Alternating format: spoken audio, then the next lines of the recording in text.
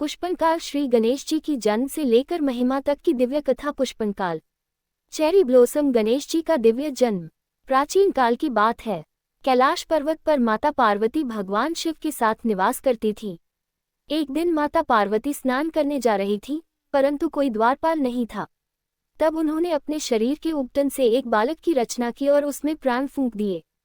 माता ने उस बालक को पुत्र रूप में स्वीकार कर कहा, वत्स, जब तक मैं स्नान करूं, कोई भी अंदर न आए। वह बालक आज्ञाकारी पुत्र की तरह द्वार पर खड़ा हो गया। वही बालक आगे चलकर गणेश कहलाया। चेरी ब्लॉसम शिव गणेश संवाद और सिर कटने की लीला।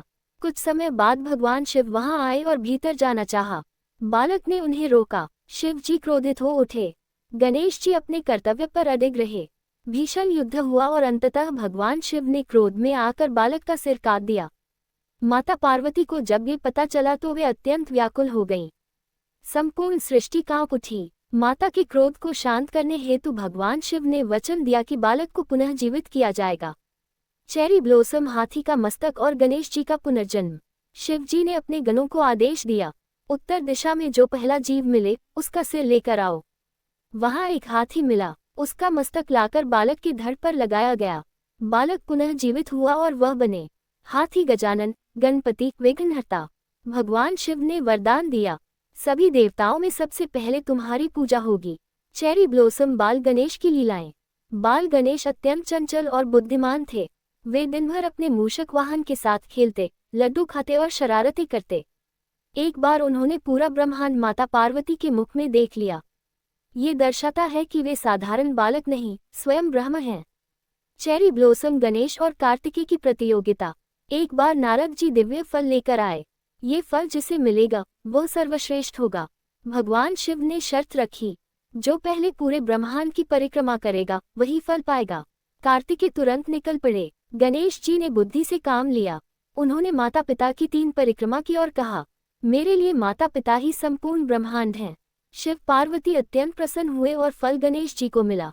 यहीं से गणेश जी को बुद्धि और विवेक का देवता कहा गया। चेरी ब्लॉसम गणेश जी का युवावस्था और महिमा। जैसे जैसे गणेश जी बड़े हुए, वे विघ्नों का नाश करने वाले, बुद्धि, विद्या और शुभता के प्रतीक, ऋषि मुनियों के मार्गदर्शक बन गए। महर्षि वेदव्यास ने जब महाभारत लिखने का निर्णय लिया तो लेखन हेतु गणेश जी को चुना। गणेश जी ने शर्त रखी, आप बिना रुके बोलेंगे, मैं बिना रुके लिखूंगा। यह उनकी अद्भुत बुद्धि का प्रमाण है। चेरी ब्लॉसम आज भी पूजे जाने का कारण। आज भी किसी भी शुभ कार्य से पहले कहा जाता है, ओम श्री गणेशाय नमः। पुष्पनकाल कथा 2।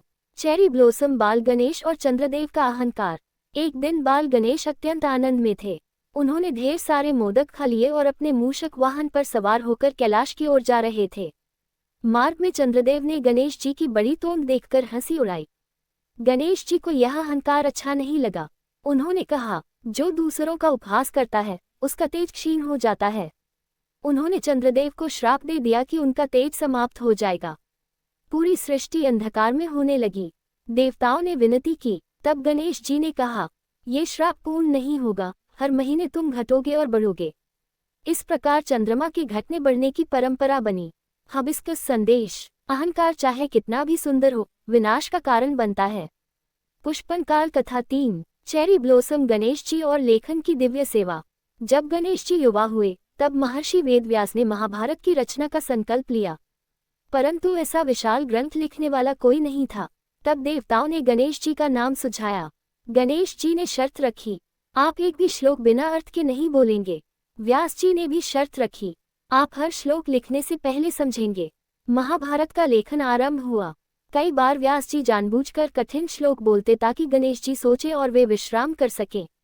ये लीला दर्शाती है कि बुद्धि के साथ धैर्य, ज्ञान के साथ विवेक कितना आवश्यक है। हिबिस्कस संदेश। सच्चा ज्ञान वही है जो समझ के साथ प्राप्त हो।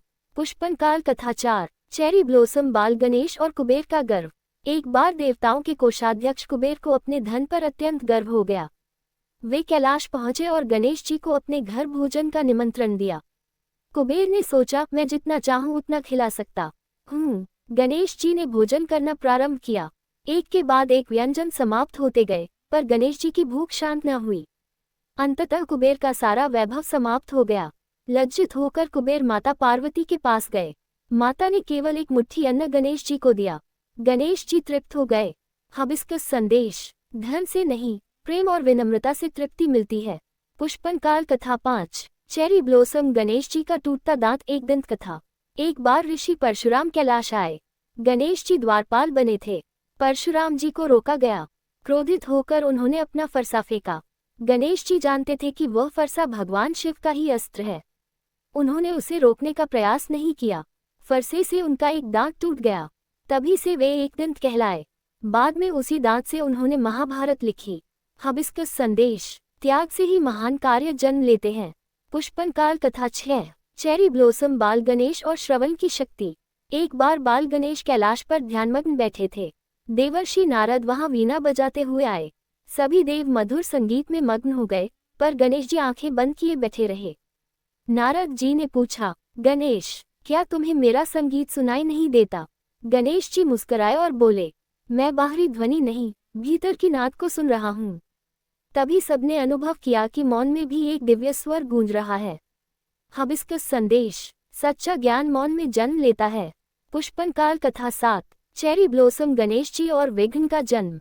एक बार देवताओं ने बिना गणेश पूजन के यज्ञ आरंभ कर दिया। यज्ञ में बार बार बाधाएं आने लगी। आग बुझ जाती, मंत्र भूल जाते। देवता चिंतित होकर शिव जी के पास गए। शिव जी ने कहा, जहाँ गणेश नहीं, वहाँ विघ्न है। तभी गणेश जी प्रकट हुए और बोले, मैं ही विघ्न हूँ और मैं ही विघ्नहर्ता भी हूँ। पूजन होते ही यज्ञ सफल हो गया। हबिस्कस संदेश। समस्या भी मार्ग दिखाने आती है। पुष्पनकाल कथा 8। चेरी ब्लॉसम बाल गणेश और तुलसी का वरदान। एक दिन तुलसी माता ने बाल गणेश को देखा।